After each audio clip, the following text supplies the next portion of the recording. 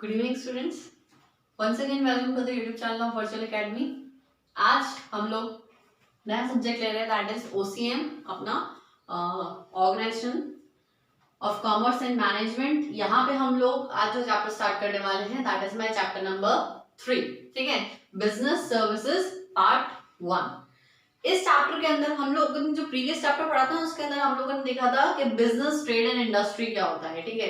सो उसके अंदर हमने देखा था कि बिजनेस के अंदर ट्रेड एंड इंडस्ट्रीज के अंदर, फॉर एग्जांपल ट्रेड के अंदर हमने देखा था कि ट्रेड एंड कॉमर्स दोनों ही साथ में चलता है, व्हाइल एज वी सॉ कि ट्रेड जो है वो स्मॉलर पार्ट है ऑफ कॉमर्स, मतलब ट्रेड के अंदर सिर्फ गुड्स आते हैं और कॉमर्स के अंदर services, auxiliary services to businesses, वो सब भी आते हैं।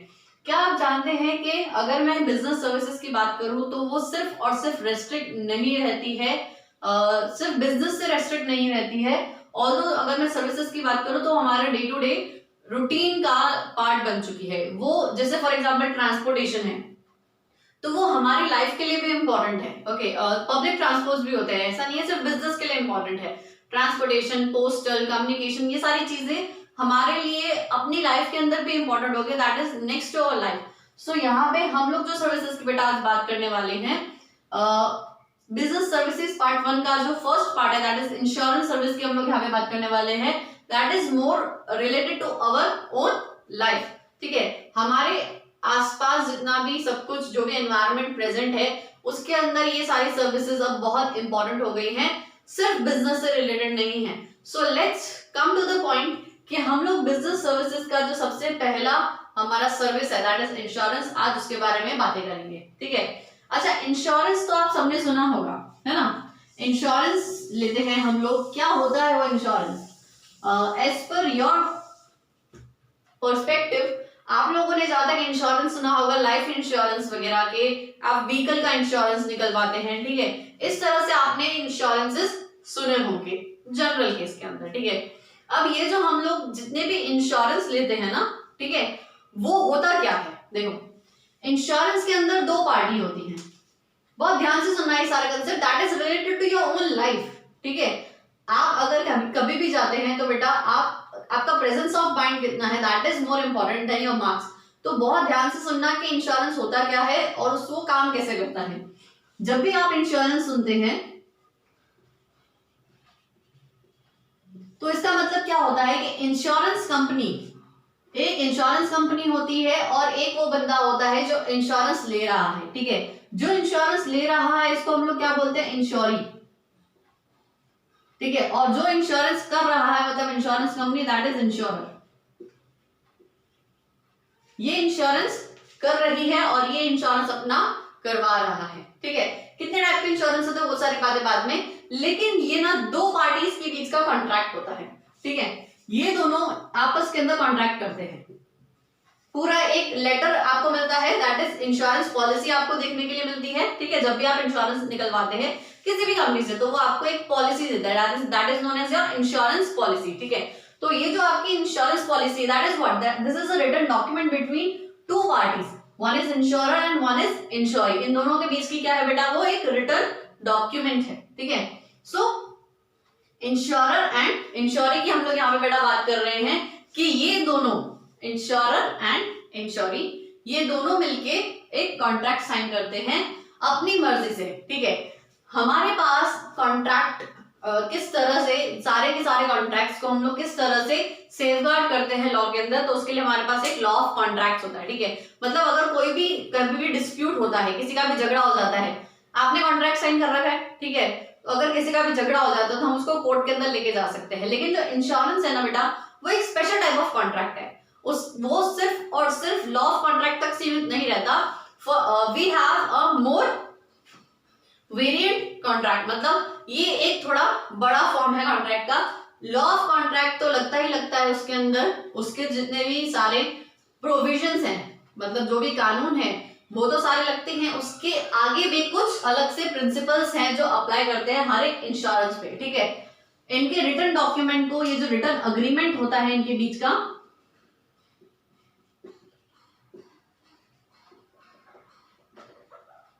या फिर रिटन कॉन्ट्रैक्ट बोलो, देखो लॉ के अंदर अग्रीमेंट अलग है और कॉन्ट्रैक्ट अलग है, ठीक है। टेक्निकली ये दोनों वर्ड्स अलग अलग हैं, लेकिन आपके लेवल के ऊपर हम दोनों वर्ड्स को साथ में यूज कर लेते हैं, इंटरचेंजेबली यूज कर लेते हैं। आप रिटर्न अग्रीमेंट बोलो या रिटर्न कॉन्ट्रैक्ट बोलो अभी के लिए, ये दोनों मतलब इन दोनों पार्टीज के बीच का जो रिटर्न अग्रीमेंट होता है that is known as my insurance policy.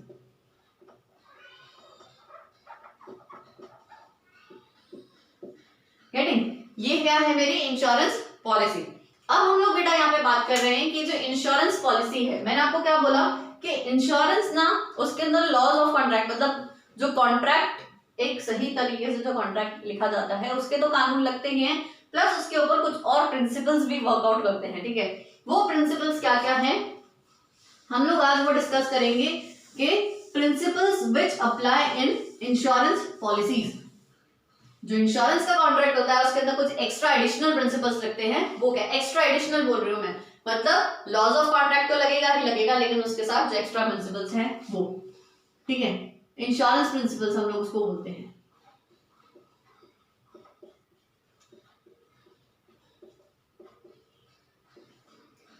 सबसे पहला इंश्योरेंस प्रिंसिपल की अगर मैं बात करूं that is principal of utmost good faith. पहला क्या है इसके अंदर, पहला प्रिंसिपल क्या है,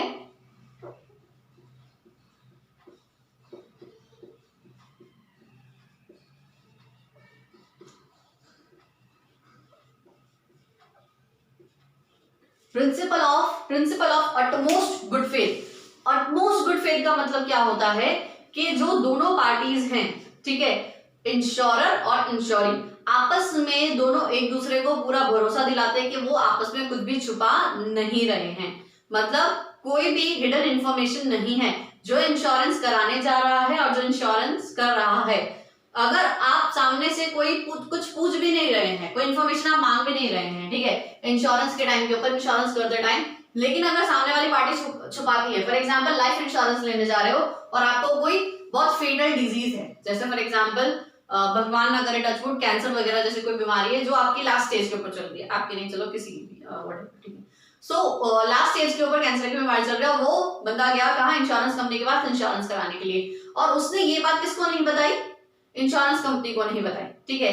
तो यहाँ पे क्या हुआ कि इंश्योरेंस कंपनी ने नहीं, भले नहीं भी पूछा कि उसको क्या बीमारी है, लेकिन उसको बता देना चाहिए था। Why? Because of principal of utmost good faith, मतलब यहाँ पे दोनों पार्टीज एक दूसरे को पूरा भरोसा दिलाते हैं और वो एक दूसरे से कुछ बात नहीं छुपाते, सब कुछ सारी इंफॉर्मेशन जो भी इस कॉन्ट्रैक्ट से रिलेटेड उनको कुछ भी किसी भी तरीके से अफेक्ट कर सकती है वो सारी इंफॉर्मेशन यहाँ पे बताई जाती है। और अगर ऐसा नहीं होता, अगर जो इंश्योरेंस करवा रहा है, ठीक है, उसने अगर सारी बातें खुल के नहीं बताई, अगर उसने सारे राज डिस्क्लोज नहीं किए, तो जब वो चीज बाहर आती है कि इस बंदे ने धोखा दिया है, that is accountable for fraud. अगर आप कुछ भी इंफॉर्मेशन छुपाते हैं इंश्योरेंस कंपनी से, तो फ्रॉड के चलते एक तो आपको आपका जो पॉलिसी है वो भी खारिज हो जाती है, that is null and void. Null and void का मतलब क्या है, सिरे से खारिज कर दी जाती है कि इसको हम लोग मानेंगे ही नहीं कि कभी पॉलिसी ली गई थी या फिर उसके अंदर कुछ हुआ था। प्लस आपने जितना भी प्रीमियम भरा है ना उसको भी कंफिस्केट कर लिया जाता है, मतलब इंश्योरेंस कंपनी खा जाती है, जब्त कर लेती है, वो भी आपको रिटर्न नहीं मिलता है, ठीक है। So this is the first principle of utmost good faith. Next is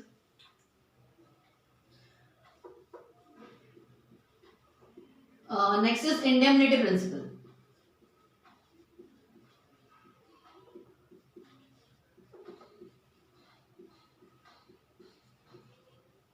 indemnity principle क्या होता है बेटा, देखो इंडेमनिटी अगर प्रिंसिपल की मैं बात करूं तो ये वो प्रिंसिपल है जिसके चलते जो भी लॉस हुआ है, देखो इंश्योरेंस लेके हम लोग इनकम कमाने नहीं बैठे हैं, प्रॉफिट कमाने नहीं बैठे हैं, ठीक है। इंश्योरेंस आप ले रहे हो उसका मतलब क्या है कि आप एक रिस्क कवर करना चाहते हो, आपके सर के ऊपर कुछ तलवार लटक रही है, हो सकता है कि आपको फ्यूचर के अंदर रिस्क हमेशा होता है, देखो बिजनेस तो रिस्क का ही नाम है, ठीक है। तो अगर कोई भी रिस्क है आपके सर के ऊपर तो उसको आप प्रोटेक्ट कर पाओ, ठीक है, वो रिस्क से आप अपने आप को बचा पाओ, इसलिए इंश्योरेंस लिया जाता है। तो इंश्योरेंस कंपनी क्या करती है, इंडेमनिटी प्रिंसिपल का फॉलो करती है, मतलब आपको जितना नुकसान हुआ है ना उतना ही आपको इंश्योरेंस देगी। अब उसको मैं कैसे समझा सकती हूँ, with the help of certain examples, ठीक है। चलो एक एग्जांपल लेते हैं। फॉर एग्जांपल आपने अपने बिजनेस के अंदर आपका जो स्टॉक पड़ा है उसका इंश्योरेंस लिया, फायर इंश्योरेंस लिया, ठीक है। फॉर एग्जांपल आपके बिजनेस के अंदर या फिर आपके दुकान के अंदर 10 लाख का माल पड़ा था, ठीक है, और आपने इंश्योरेंस कितने का लिया बेटा? आपने इंश्योरेंस पूरे 10 लाख का लिया, ठीक है।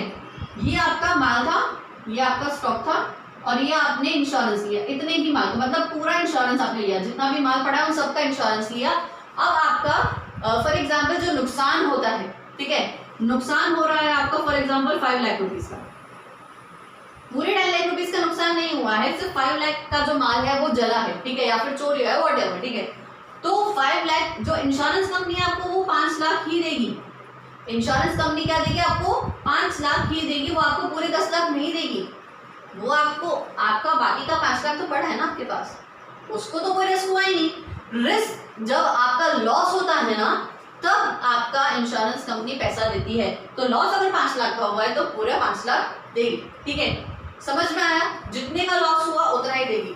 और उसके साथ साथ ये जो 5 लाख का माल आपका जल गया है, या फिर in case if it is in your position, आपके पास पड़ा है लेकिन जल गया है, तो वो सारा का सारा माल, वो जो 5 लाख का जला हुआ माल है ना, कौन लेके चला जाएगा? इंश्योरेंस कंपनी लेके चला जाएगी। अब उसको आप कुछ नहीं कर सकते, वो आपको 5 लाख रुपए दे जाएगी और वो जला हुआ माल उठा के ले जाए, ठीक है। चोरी हो गया तो कुछ कर ही नहीं सकते, लेकिन अगर वो आपके पोजीशन में है तो आप उसको भंगार में भी बेच नहीं सकते, but means you can not have the scrap also, आपको स्क्रैप वैल्यू भी उसकी नहीं आप कमाएंगे इससे। Why? Because indemnity principle, indemnity का मतलब क्या है? जितना नुकसान हुआ है उतना आपको कंपनसेट किया जाएगा, ठीक है।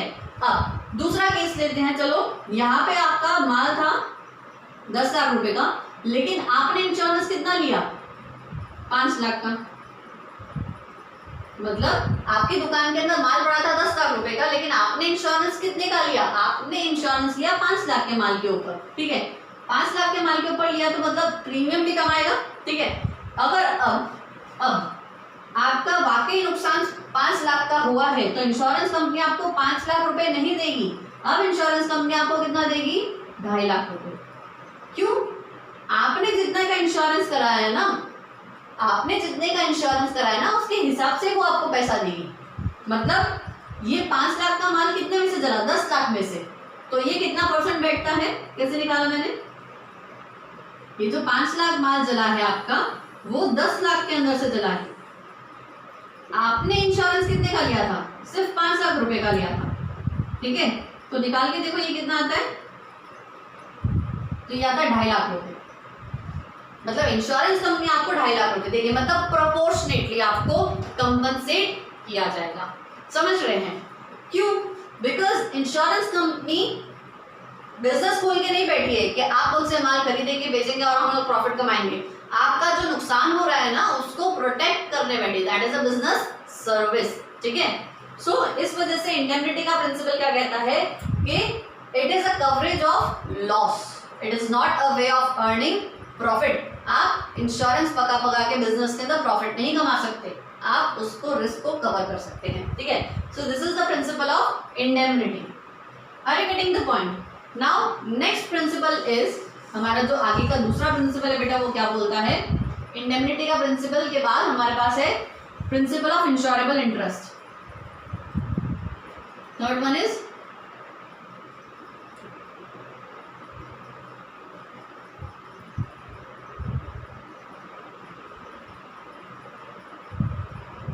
What is this principle of insurable interest? Principal of insurable interest ये बोलता है कि अगर आप जिस चीज का इंश्योरेंस लेने आए हैं उसके अंदर आपका इंटरेस्ट होना चाहिए। अगर आप इस घर का इंश्योरेंस लेने आए हैं तो आपका घर होना चाहिए वो।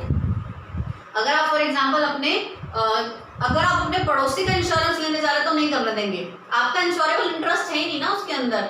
हाँ, आप अपने बच्चे का इंश्योरेंस करा सकते हो, आप अपने माँ बाप का इंश्योरेंस करा सकते हो, वो आप करा सकते हो, आपका इंश्योरेबल इंटरेस्ट है, आपके फैमिली मेंबर्स है, ठीक है।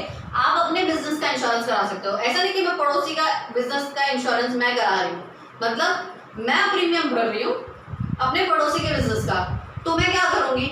एक स्टेज के बाद 1 साल 2 साल मैंने प्रीमियम भरा और बाद में मैंने ही उसकी दुकान जला ली। बहुत इजी है मेरे लिए। जब तक आपका इंश्योरेबल इंटरेस्ट उसके अंदर नहीं होता, आप पड़ोसी के बच्चे का इंश्योरेंस नहीं ले सकते। आपने किडनैप करा दिया, आपने मरवा दिया, हो सकता है ना। So this is not going to happen. आपका इंश्योरेबल इंटरेस्ट होना चाहिए उसके अंदर, आप जो भी चीज इंश्योरेंस कराने के लिए आए हैं, ठीक है।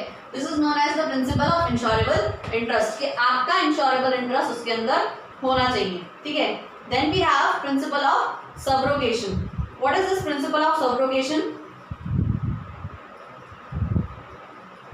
प्रिंसिपल ऑफ सब्रोगेशन अभी मैंने आपको थोड़ी देर पहले बताया,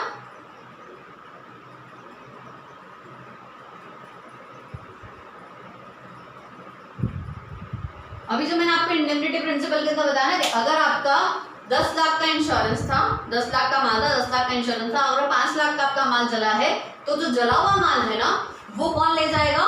इंश्योरेंस कंपनी ले जाएगी, because of principal of subrogation. अब जो मालिकाना हक है उन गुड्स के ऊपर, जो मालिकाना हक है, जो ओनरशिप राइट्स है, वो किसको ट्रांसफर हो गए? इंश्योरेंस कंपनी को ट्रांसफर हो गए। ऐसा माना जाएगा कि इंश्योरेंस कंपनी ने वो खरीद लिया, ठीक है। सो फिजिकल गुड्स भी कौन लेके चला जाएगा? भले वो कैसे भी डैमेज हो, कैसे भी गुड्स हो, जल गए हो, फायर के अंदर डैमेज हो गए हो, वो जो भी गुड्स है वो कौन लेके चला जाएगा? Insurance company. Except life insurance के केस के अंदर, लाइफ इंश्योरेंस के केस के अंदर ऐसा नहीं होता, ठीक है। कि अगर आपने डैमेज, जो आपका डैमेज हुआ है, ठीक है, सबसे पहले तो किसी की भी लाइफ की कीमत नहीं लगा सकते, लेकिन हर एक इंसान अपनी लाइफ के लिए एक इंश्योरेंस लेता है depending on his earning capacity and capacity to pay premium, ठीक है। वो अपने लाइफ का इंश्योरेंस कराता है। इंश्योरेबल इंटरेस्ट उसका खुद का होता है। इंडेमनिटी प्रिंसिपल मतलब जितना लॉस होगा, लाइफ इंश्योरेंस के अंदर पूरे पैसे आते हैं, वाई? बिकॉज पूरा इंडेमनिटी हो रहा है, उसके अंदर देख नहीं जाते कि आपकी लाइफ 10 लाख की थी और आपने हमको 5 लाख बताया, ऐसा नहीं होता, ठीक है। फिर प्रिंसिपल ऑफ सब्रोगेशन मतलब जो टूट गया, डैमेज माल है, वो अब उसका हक किसका होता है? इंश्योरेंस कंपनी का। लाइफ इंश्योरेंस में ऐसा नहीं होता, एक बार जो इंसान मर गया तो उसको इंश्योरेंस कंपनी नहीं लेके जा सकती, ठीक है। सो डेड बॉडी ले जाके उसको कुछ नहीं मिलेगा। So that is principal of subrogation does not work in the case of life insurance, ठीक है। It works only in the case of goods, okay, not even in services, only in goods. तो ये हमारे insurance principal हैं जिसके base के ऊपर हमारा इंश्योरेंस कंपनीज काम करते हैं, जिसके बेस के ऊपर हमको इंश्योरेंस मिलता है, ठीक है। Principal of utmost good faith क्या बोलता है? कुछ भी छुपाओ मत, सब बता दो, ठीक है। इंडेमनिटी प्रिंसिपल क्या बोलता है? कि जितने का नुकसान होगा उतना ही आपको कंपनसेशन मिलेगा, आप चाहे कितने का भी इंश्योरेंस करा लो, ठीक है। अगर आपने कम का इंश्योरेंस कराया तो कंपैरेटिवली कम का ही मिलेगा आपको, ठीक है। Then principle of insurable interest, जिस चीज का आप इंश्योरेंस कराने आए हो उसका इंटरेस्ट आपका होना चाहिए, ठीक है। मैं अपने दोस्त की आंखों का इंश्योरेंस करा रही हूँ, नहीं चलेगा, ठीक है। आप अपनी आंखों का इंश्योरेंस करा सकते हो, आप अपना हेल्थ इंश्योरेंस करा सकते हो, आपका खुद का इंश्योरेबल इंटरेस्ट होना चाहिए। Then principle of subrogation, damage जो गुड्स हैं that all belong to the insurance company, now ownership rights gets transferred. Insurance company takes those goods, वो गुड्स को ले जाती है इंश्योरेंस कंपनी लेके चली जाती है, ठीक है। So these are the insurance principles. अब हम लोग आते हैं बेटा कि हमारे पास कितने टाइप्स के इंश्योरेंस अवेलेबल हैं, ठीक है। मेनली हम लोग आपको बाइफर्केशन बताते हैं कि कितने टाइप्स के हमारे पास इंश्योरेंस अवेलेबल हैं।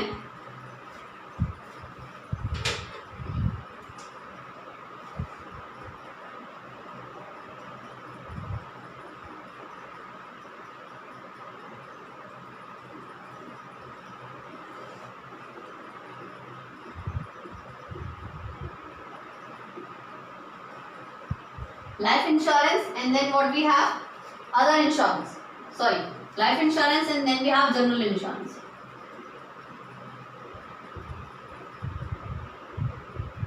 ठीक है। फिर अब लाइफ इंश्योरेंस के अंदर फिर से मेरे पास 2 है, ठीक है। फिर जनरल इंश्योरेंस के अंदर मेरे पास फिर से 3 बाइफर्केशंस हैं। लाइफ इंश्योरेंस के अंदर मेरे पास जो 2 bifurcation that is whole life insurance, whole life insurance.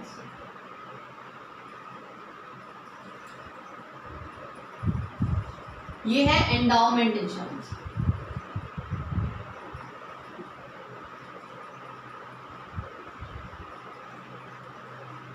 General insurance मेरे पास 3 बाइफर्केशन है, ठीक है।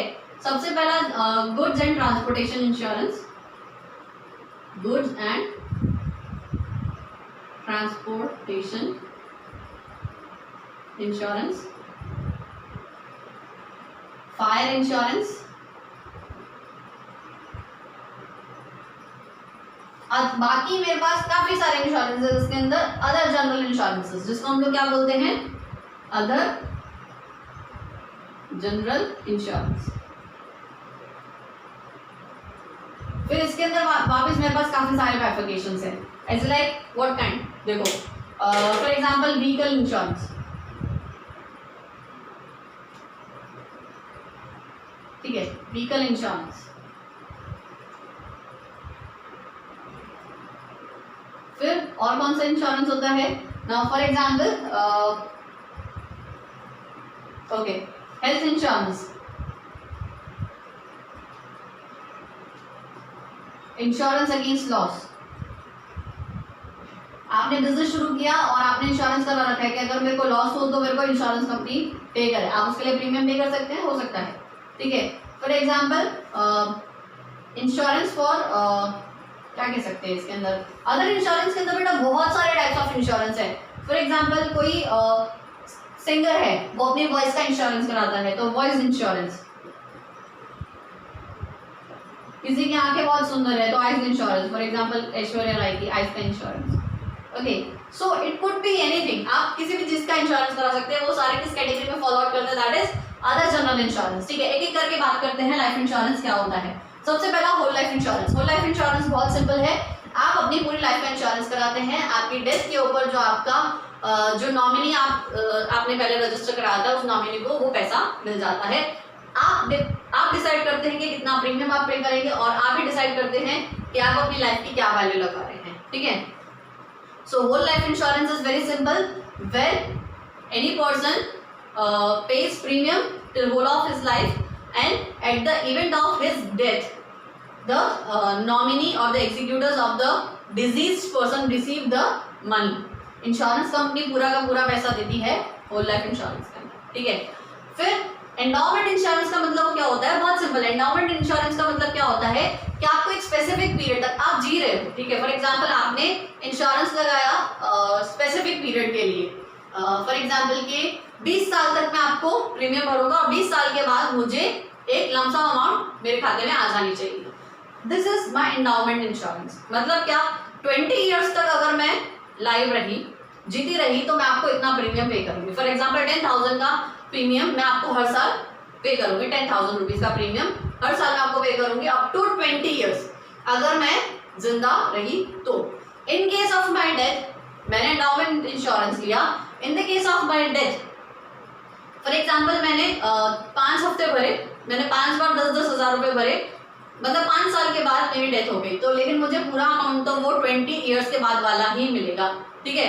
This is also kind of life insurance because life is uncertain, तो that is my case of endowment insurance, ठीक है। कि अगर आप वो प्रीमियम पे कर, वो जो पीरियड है प्रीमियम पे करने का, उस पीरियड से पहले भी अगर आपकी डेथ हो जाती है तो आपको पूरा पैसा मिलता है, और अगर पीरियड पहले खत्म हो जाता है और आपकी डेथ बाद में हो तो उस पीरियड के खत्म होने के बाद आपको पूरा पैसा मिल जाता है। मतलब 20 साल के बाद फॉर एग्जांपल आपको 20 लाख रुपए मिलने वाले थे, 5 साल के बाद आप मर गए तो भी आपको 20 लाख रुपए ही मिलेंगे। That is what is my endowment insurance, ठीक है। Then we have goods and transportation insurance. अपने आप से ही बोलता है कि मैं गुड्स एंड ट्रांसपोर्टेशन इंश्योरेंस हूँ, मतलब मेरा काम क्या है कि मैं गुड्स का इंश्योरेंस कराता हूँ। गुड्स को जो ट्रांसपोर्टेशन के अंदर कोई भी नुकसान हो उसके लिए हम लोग इंश्योरेंस लेते हैं। यहाँ पे हमारे पास 3 टाइप के इंश्योरेंस होते हैं। फिर से कौन कौन से बेटा, मरीन इंश्योरेंस, मतलब सी वेज से अगर कोई भी माल सामान आ रहा है तो उसका इंश्योरेंस, ठीक है। डेंजरस होता है मरीन इंश्योरेंस, ठीक है। मरीन इंश्योरेंस लंदन की लॉयड कंपनी ने सबसे पहले स्टार्ट किया था और अभी तक 325 इयर्स ऑलमोस्ट आपकी बुक के अंदर बताते हैं कि अभी तक वो company as it is serve कर रही है लोगों को। Marine insurance. Then we have what, air insurance, जो एयरप्लेन से, जो एयरवेज से जितना भी माल आता है उनका insurance. Then we have rail and road insurance, railways और रोड के थ्रू जो माल आता जाता है उसके लिए आप इंश्योरेंस लेते हो। मरीन के अंदर तो ऑब्वियसली जितने भी स्टॉर्म्स वगैरह आते हैं उसके अंदर तो हमेशा रिस्क रहता ही है, ज्यादा रिस्क रहता है। एयर इंश्योरेंस भी आपको लेने की जरूरत होती है बिकॉज उसमें भी रिस्क है। रेल एंड रोड इंश्योरेंस के अंदर जो थेफ्ट है, डिकॉइटी है, उसका भी इंश्योरेंस आपको लेना रहता है। हो सकता है कि आपका माल का लॉस हो जाए, ठीक है। This is for the transportation mainly. Fire insurance, आग लगने के केस के ऊपर आपने इंश्योरेंस ले रखा है।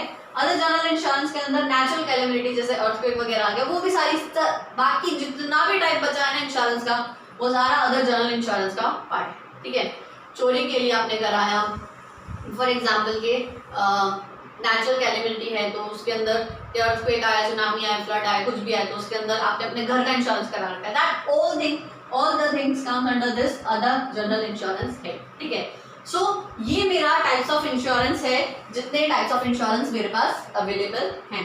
ठीक है, नाउ कमिंग कि ये जो बेटा इंश्योरेंस है ना, वो सबसे पहले जब शुरू हुआ था ना, that was with the private sector, मतलब प्राइवेट सेक्टर ने शुरू किया था इंश्योरेंस का कंसेप्ट। गवर्नमेंट ने इंश्योरेंस नहीं चलाया था, प्राइवेट सेक्टर ने इंश्योरेंस चालू किया था। अब प्राइवेट सेक्टर क्या करते थे, अपने हिसाब से प्रीमियम तो ले लेते थे, लेकिन एट द टाइम ऑफ जब पेमेंट करने की बारी आती थी, जब उनको कंपनसेट करने की बारी आती थी, तो प्रूफ कर देते कि वो सामने वाला गलत है। ठीक है, मतलब उनको धक्के खिलाते रहेंगे कि आप प्रूफ करो, कि आप प्रूफ करो, आप प्रूफ करो, ऐसा करते रहते थे।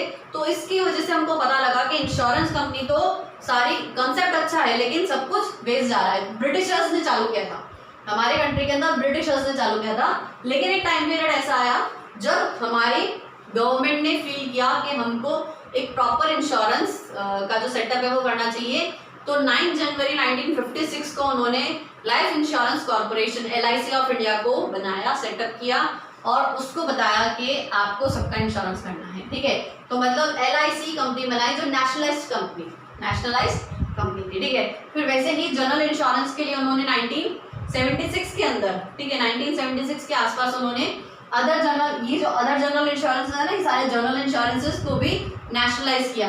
लाइफ इंश्योरेंस को तो नेशनलाइज 1956 में किया, लेकिन 1976 के आसपास भी उन्होंने ये जनरल इंश्योरेंस को भी नेशनलाइज किया, ताकि यहाँ पे भी लोगों को धोखा ना मिले। ठीक है, प्राइवेट वाले जो प्राइवेट सेक्टर वाले लोग हैं वो ज्यादा धोखा ना करें।